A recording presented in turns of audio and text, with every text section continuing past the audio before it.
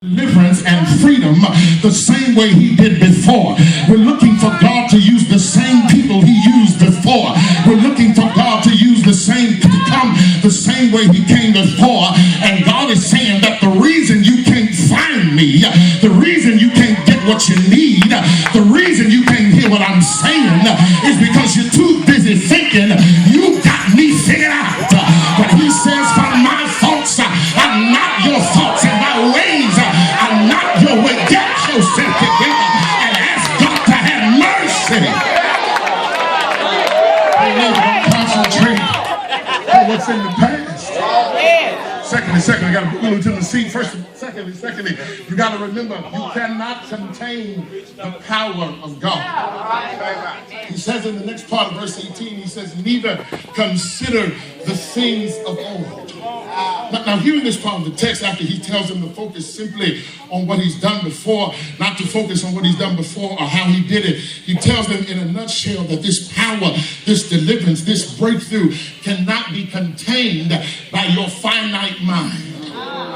He says, listen, what I'm about to do cannot be put into a confined space. What I'm about to release for you cannot be put in a corner somewhere. What I'm about to release for you when you get through this season is going to really mess you up. And he says, the reason I'm telling you this is because you spent so much time thinking you had me figured out and trying to make yourself equal with me that you deceived yourself into thinking that you and I are on the same level.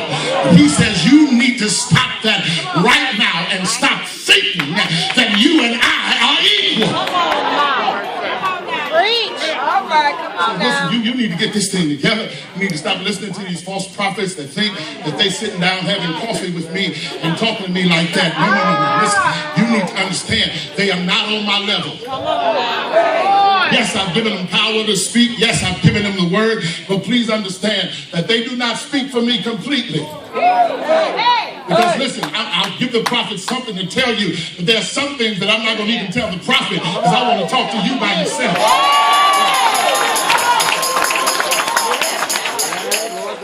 He says, neither consider the things of old. He says, don't even think about how long it took you to come out the last time, because all of that was a part of my plan. Don't worry about what you had to come through last time, because I'm busy making you who you're supposed to be, and I'm doing it by my, somebody holler, power.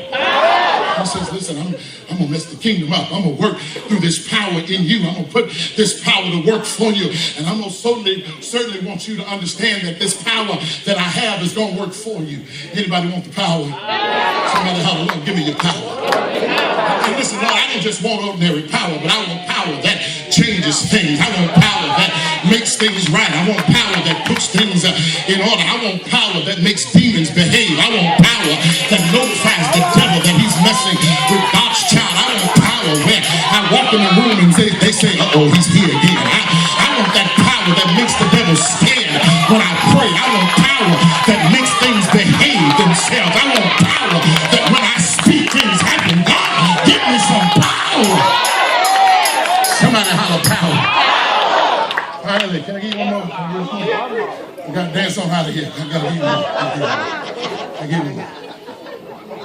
You can't contain this power. But finally, this thing the Lord sent me to tell you here tonight. Tell your neighbor, today it's going to be mine. Finally, the Lord said, Tyler, make sure you tell him you ain't seen nothing yet. Tell your neighbor, you ain't seen nothing yet. It's right here in the text. I'm not making it up. It's right here. He says, behold, I will do a new thing. It shall spring forth, shall ye not know it? I will make a way in the wilderness and rivers in the desert. In this last part of the text, this blessed my soul, because he tells Israel basically, if you think Egypt was something, wait till you see what I'm about to do. If you think I was the bomb back then, wait till you see what I'm about to do. Rehoboth, if you think that 944 West 103rd Street is something, wait till God gets through with the temple. Hey, neighbor, you ain't seen nothing yet. If you think rolling back the sea on both sides was something, wait till you get in the desert and watch me come through for you, because you ain't seen nothing. If you think that getting water from a rock was something, wait till you're out there in the desert and you get water from sand. If you think that was something, wait till you see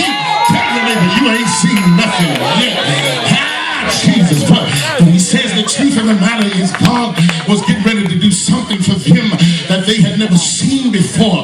And he says, listen, I need you to understand that God is trying to get you to the place where you understand that what he's already done for you was wonderful, but you change your expectation so that God can blow your mind one more time. Somebody lift your hand and say, God, blow my mind again. And you got to understand that God is not on an ego trip. He's just a God that wants to make sure you understand who he is. That's what God was telling Israel. He says, the last thing I did for you is nothing compared to what I'm about to do for you. You ain't seen nothing yet. So then, my brothers and sisters here, I came to report you that God has blessed you tremendously, but you ain't seen nothing yet. God has brought you out of some crazy stuff, but you ain't seen nothing yet. God has healed some folk in this place, but you ain't seen nothing yet. Slap your neighbor a high five and tell him you ain't seen nothing yet. You can think I'm bad now. Wait till God gets through. If you think I'm something now, talk to me this time next week. If you think God is bad now, wait till you see what he's about to do. Slap your neighbor a high five and tell him you ain't seen nothing yet. Thank you, Jesus. You ain't seen nothing yet. I'm gonna be somebody. I'm gonna go somewhere. I'm gonna make something of my life. I'm gonna get to the top. I'm gonna get through what I'm going through. Today, it's going to be mine. Somebody holler today. Yes, Lord. Let's go a little higher. Psalm says that promotion cometh neither from the east or west, the north or the south, but God is the judge. He puts down one and sets up the other. Somebody shout, you ain't seen nothing yet. My life's gonna change. My family's getting better. My ministry's taking off. My relationships are enhanced. My marriage is turning around. My church is blessed. My mind is free. My strength is renewed. Today, somebody holler today. It's mine. Today, not tomorrow.